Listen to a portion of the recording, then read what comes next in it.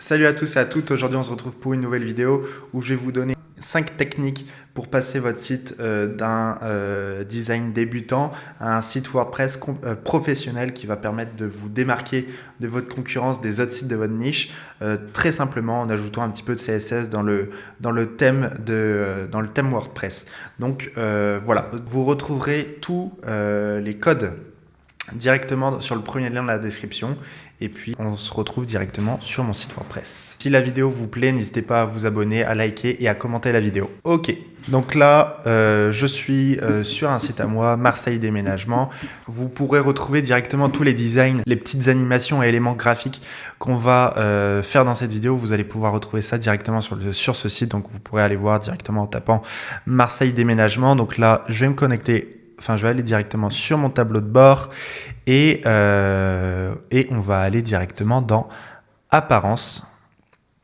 Vous allez faire personnaliser et ici, donc, vous avez le CSS additionnel et on va pouvoir aller injecter déjà le premier code. Donc, on va en fait personnaliser la sélection de texte. Hop, j'ouvre une deuxième page. En fait, là, ici, la première astuce, ça va être de personnaliser le sélecteur de texte. Donc là, par exemple, si je veux sélectionner ce texte, donc voilà, c'est en fait le texte par défaut. Et là, on va pouvoir le personnaliser avec directement nos couleurs. Donc avec directement les codes couleurs.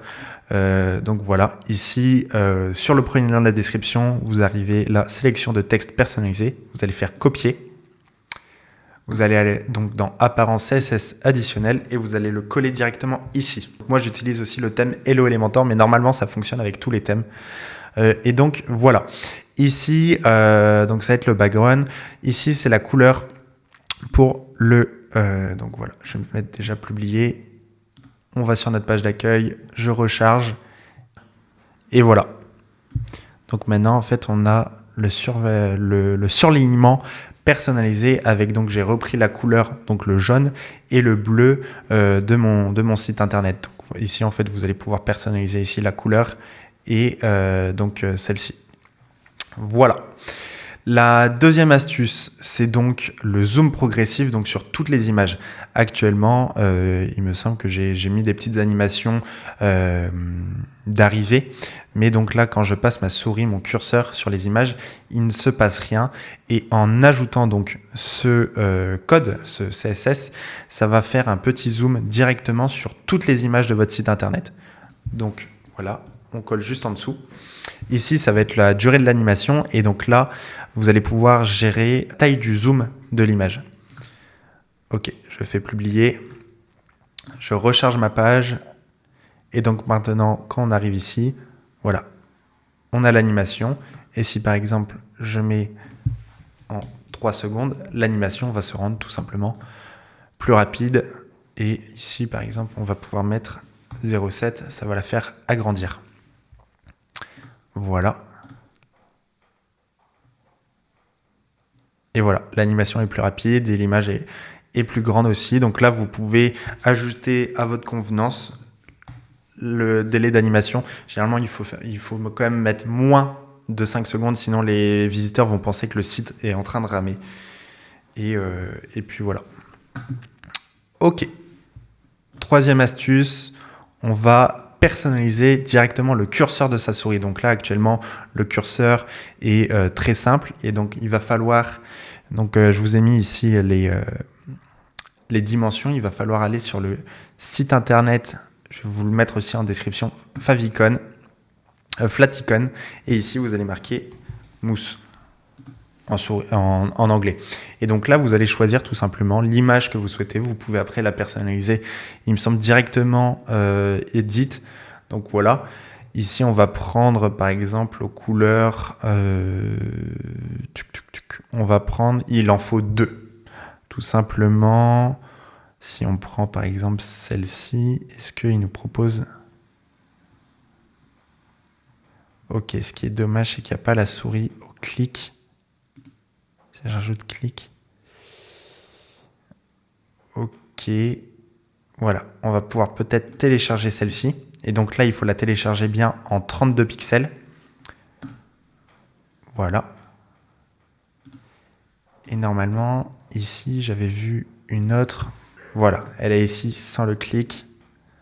C'est un petit peu aux couleurs. J'aurais pu personnaliser et mettre directement mon code couleur, mais c'est très bien comme ça. Voilà. Donc là, j'ai mes 2 images. On va se rendre donc, sur notre tableau de bord. Médiathèque. Ajouter un fichier. Parfait. Donc ensuite, vous allez récupérer le code. Vous allez donc dans personnaliser. Vous allez le mettre à la suite. Et ici, donc URL de votre image. Donc là, c'est sans le clic, ou peu importe, enfin l'image où il n'y a pas de clic à faire. Voilà, vous le collez ici. Vous prenez donc votre deuxième image, vous copiez l'URL et vous copiez ici. Voilà, ok. Et si maintenant je retourne directement sur mon site, donc là, voilà, j'ai ma souris. Quand regardez en haut, la souris est classique. Et quand je passe directement sur l'interface de mon site internet, j'ai donc l'icône qu'on vient de télécharger qui se met. Et quand je passe ma souris sur un lien qui est cliquable, donc vous voyez, ça change et ça met le petit curseur. Donc c'est plutôt pas mal, c'est dynamique et ça permet de voir aussi directement de voir mieux le curseur de la souris. Des fois, ça peut être un petit peu petit. Ok. Enfin, la 4e astuce, ça va être de personnaliser la barre de défilement. Donc la barre de défilement, c'est tout simplement ici. Donc là, moi, je suis sur Mac. Donc voilà, elle est comme ça. Elle est très bien, mais on va pouvoir aussi la personnaliser donc en récupérant ce code. Voilà. Vous retournez encore donc dans votre thème personnalisé. Ici, vous collez. Et donc là, vous pouvez ensuite la personnaliser. Déjà, je vais vous montrer comme ça. Hop, je recharge ma page. Et donc là, vous voyez, j'ai ma barre qui devient bleue, le curseur. Le fond est aussi toujours là.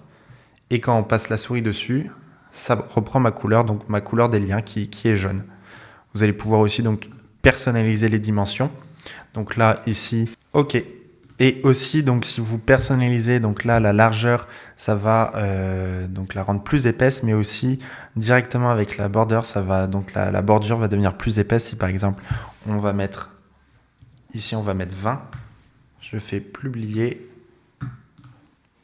Hop.